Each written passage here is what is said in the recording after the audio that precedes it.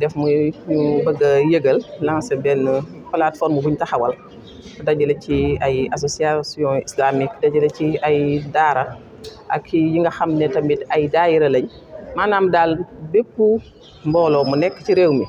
te li la itteel muy famille ak njaboot nga koy delloowaat ci alquran ñun loolu mooy dajale mbooloo yooyu yëpp ngir benn objectif bi ñu am mooy fexe ba famille ak xale li mu war a am ci biir société bi mu am ko waaye mu dëppoog li ñu suñu diine sant. ok la famille nag buñ fàtte ne wax dëgg biñ koy teg mag ñi fi nekkoon def nañ ci effort yu ñu man pour nu mu gën a mën a dëppoog diine jombul am na yu fi nekk yoo xam ne doon nañu sóor jullit ñi ba am na fi ñoo xam ne ay xudaat lañ la doon tuddee muy boo demee ci tribunaux yi daan na am ko fa toog koo xam ne bu problème ñëwee ñu war ko àtte dañuy xool kii bu dee jullit la ñu delloo ko waat ci diineem àtte ko waaye loolu gis nañ ne après daf fi dañ amatul fooy dem di fa fekk loolu te code de la famille bu fekkee ne lii fi nekk nii am na ci ay tomb yoo xam ne yegg na ci 72 wala mu ëpp ko yoo xam ne dafa wuuteeg suñu gëm-gëm dafa wuuteeg suñu diine te jullit nag moom lépp lu mën a am dundu diineem mooy li nga xam ne moo ko gënal ndax loolu digganteem la ak yàlla boo xam ne moom conscience am du mën a tranquille lu du daf ko am te bu ñu waxee famille rek xam li ci am ci ay problème tàmbalee ci divorce yay am tàmbali ca miraas bay am tàmbali ci yi nga xam ne day dox ci diggante yi loolu su fekkee nit ki dañ ko rocc ci moom kum neex rek nga daal di seet lum na neex nga doxalee ko boobaa kon diine ak li ñuy tuddee dëgg-dëgg li ñu war a dundee day daal di manqué lool ci suñu biir société. daal loolu question bu am solo la te ñu ngi leen di sóoraale xam nga islam fa mu tàmbalee yonent bi sallallahu alayhi wa sallam dafa ñëw rawatina bi mu ñëwee biir Madina dafa fekk diine yi ñoo ko fi jiitu ndax islam moo mujj ci diine yi mu fekk fa juif ya waaye mu dund ak ñoom dundin bu rafet jàpp ne ay mbokkam lañ. am na sax ci sunuy jëfi diine yoo xam ne yonent bi sallallahu alayhi wa sallam dafa ñëw laaj leen yéen li tax ngeen di woor bis bii nga xam ne moom mooy bisu tamxarit ñu ne ndax yàlla ci la muccaloon Moussa ci géej mu ne leen gënu leen maayee ci Moussa kon dama koy woor pour wan ne la ne islam du beddiwul kenn ku nekk la nga gëm dañ la cay bàyyi waaye dañ la koy yombalal sax la nga ca bëgg a dund nga dund ko ndax loolu sa digganteeg yàlla la mais kenn nag moom jullit la dama bokk ci biir islam dama nekk ci famille boo xam ne diine ak islam laay delluwaat kooku la ñuy wax ne nag bu jotee ba bëgg loolu dañ ko war a defal ndax loolu mooy li jaar ci société bu mel noonu. par rapport à ça gis nañu avortement médicalisé parce que loolu tamit xeex la ci jigéen ñu bëri am na ñoom dañuy subir inceste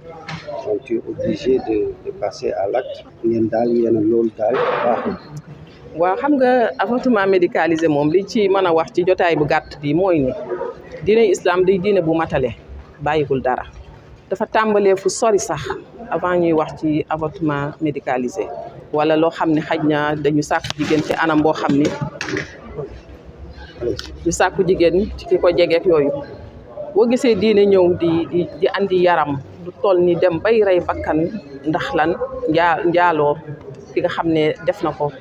mu def ko te fekk ne ku majeur la ku mas jaar ci néegu sëy rek kooku charia bu condition yi dajee bam leen ne kii moo def bàkkaar bi kooku bakkanam la ñuy teg te loolu mooy li gën a sori ci li islam di àtte muy rey nit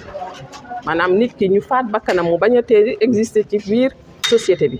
te loolu njaaloo moo tax mu andi ko kon xam nga ni bu ñuy wax bay bañ avortement médicalisé mooy bañ a ubbil buntu suñu njaboot gi ndax tam ku nekk xam na ni jamono dafa tërati te yi nga xam ne yëpp ñu ngi ko fi wax moo xam avortement médicalisé la moo xam li ko jiitu planning familial ñooñu nga xam ne ñoom mooy suñu njaboot yu jigéen yi tey dëgg la nee nañu xale yi dañ leen a war a sàmm aar leen ba ñu majeur tollu dem ba yegg sax ci feneen foo xam ne dinaa ko kii tuuti muy âge bi nga xam ne mooy âge u mariage bi sax dañ ko war a yéegal ba ci 18 ans waaye loolu yëpp ñu ne dañuy sàmm ñoom jigéen mais ci wet ga kooku noonu ñu ne moom la ñuy sàmm mais dañ koy bàyyi moom boppam boo demee tey ci centre yi nga xam ne dañuy def planning familial ay xale yi 14 ans nga fay fekk xale yoo xam ne majeur uñu waaye ñu ngi leen nangul ñuy ànd ak yeneen i góor di jaxasoog ñoom pour di def loo xam ne ñoom mën nañ ci aaroo nee nañ ba duñu ëmb islam nag xamul loolu islam lim xam mooy dañu bëgg ñu yar suñu njaboot yi muy góor muy jigéen ku ci majeur toll ci sëy ñu yombalal la ni ngay mën a dencee sa soxna wala ni ngay mën a amee sa borom kër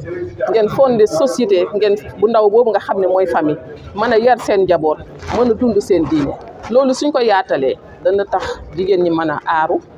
góor ñi mën a aaru ba njaaloo ak mooy du am waaye nag koo xam ne jéggi na fa loolu def lu mu war a def bala ñuy wax xale bu jigéen mi ne na dindi ëmbam déedéet charia def ne ëmb ci boppam su fekkee ne taxaw na mu leer na ne lii moom ëmb la bu taxaw xoolatul la tax ëmb ba taxaw bakkan bi lay xool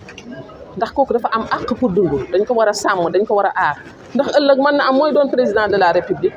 kon kooku dañ ko war a sauvegarder téye ko waaye nag ka def njombe ga ka nga xam ne moom leen na ne moom moo siif kooku tamit islam dafa am fu mu ne foofu lañ ko war a jaarale dëgg la nekk nga ci état islamique loi yi fi nekk dëppoo la waaye nag am na lu ñu ne lii moom la ñu war a daan ki nga xam ne dafa mooy dafa sàkku jigéen te yaakaar naa ne viol tey jii gis ngeen li nga xam ne moom lañ ko criminaliser doon tele ne nag ñun gëm nañ ne dañ ko war a xoolaat ndax tooxi doona yi nga xam ne viol ci boppam andi na ko ci Sénégal rek jar na ñu xoolaat ko pour xam li nga xam ne moom la diine rëdd ñu jaar ci ndax loolu rek moo ñu mën a may jàmm. protocole Maputo bi nag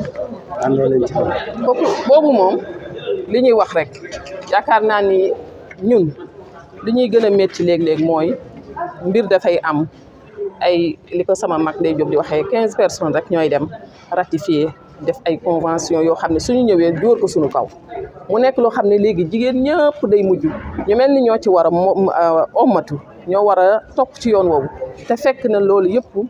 dëppoowul ak suñu ngëm dëppoowul ak sax nag yëg-yëg ak mbaax gi nga xam ne moom la ñu yaree kon protocole boobu nga xam ne bokk na ci ne âge mariage bi dañ ko war a xoolaat bokk na ci ne jigéen ñi ci seen wàllu bopp dañoo war a am maanaam séddoo góor ñi kilifteef ci njaboot gi te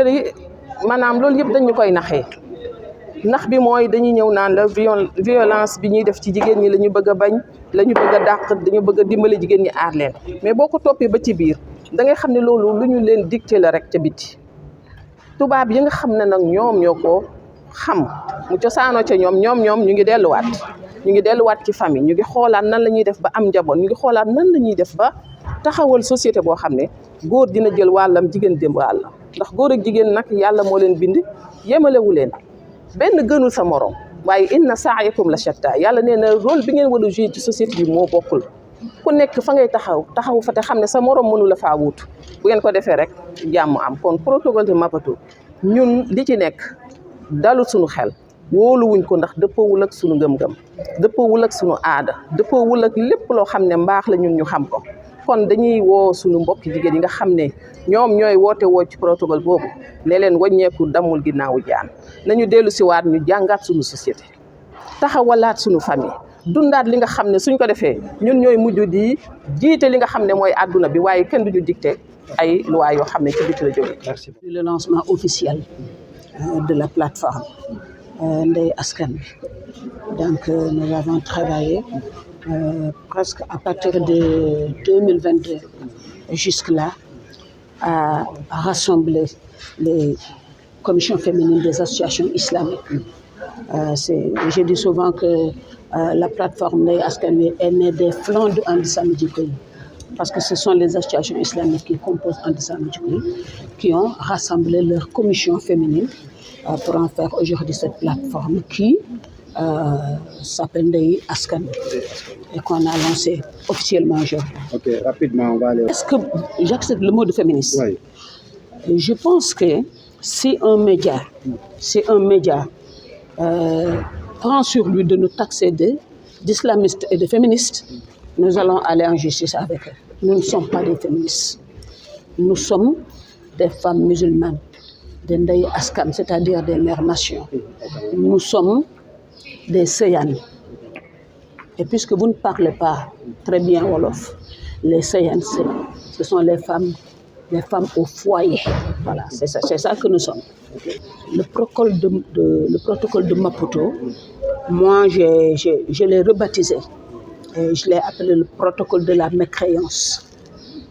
C'est le protocole de la mécréance. C'est le protocole de la négation de la parole de Dieu. Et nous savons qu'elles s'agitent beaucoup. Vous savez qu'elles avaient prévu de se promener nues hier Elles avaient menacé de marcher toutes nues. Elles ne l'ont pas fait. Elles sauront qu'ici, c'est le Sénégal. C'est la terre d'Ahmadou Bamba Mbacké. C'est la terre de Seydi Hadji Malick Sy, de Mame Limamou. Ici, il n'y aura pas de détermination du domicile conjugal par la femme. Enfin, toutes les menaces subversives qui n'ont pour but que de saper les fondements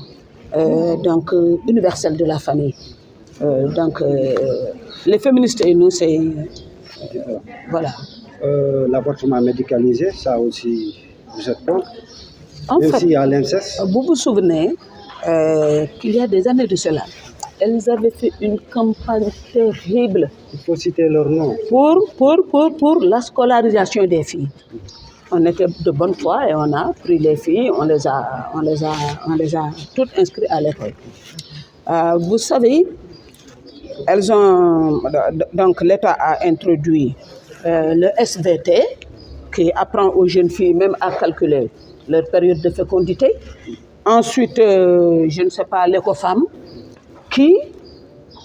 tout ce qu'on devait savoir dans le cadre du mariage, dans le cadre sacré de l'union, les jeunes filles maintenant vivent une sexualité débridée. On les a libérées de leur pudeur et de leur innocence. Maintenant,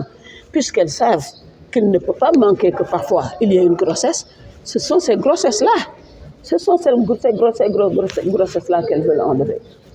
En fait, c'est la porte ouverte à la débauche sexuelle. C'est pas de l'avortement médicalisé. Même si on parle de l'inceste, moi je vous demande à vous tous qui êtes ici présents, dans votre vie, dans le quartier où vous vivez, combien de fois ces dernières 10 années avez-vous entendu parler d'inceste? Combien? Est-ce que dans ces 10 ans, dans ces dernières 10 ans, combien de fois avez-vous entendu parler dans vos quartiers, dans vos familles d'inceste? Est-ce que c'est quelque chose qui arrive tout le temps? On ne légifère pas pour des faits divers, on ne légifère pas pour une minorité ou des faits accidentels. La loi, elle est générale et de portée impersonnelle. On ne légifère pas pour ces esprits. Le président Bassirou Diomaye Diakhar Faye, sur la tribune des Nations Unies, a assumé notre statut de foi. Il l'a fait. Le président Ousmane Sonko, le Premier ministre, a assuré que le prophète sallallahu alayhi wa sallam est son modèle politique. Je ne pense pas qu'il aille s'aventurer à toutes ces sottises que les féministes agitent. Voilà. Okay. Et le code de la famille, pour terminer? Oui, nous on se bat pour que le code de la famille soit harmonisé avec le Saint-Coran, Inch'Allah. C'est notre sacerdoce, c'est notre bataille. Il faut que le code de la famille du Sénégal soit harmonisé avec le Coran. Voilà.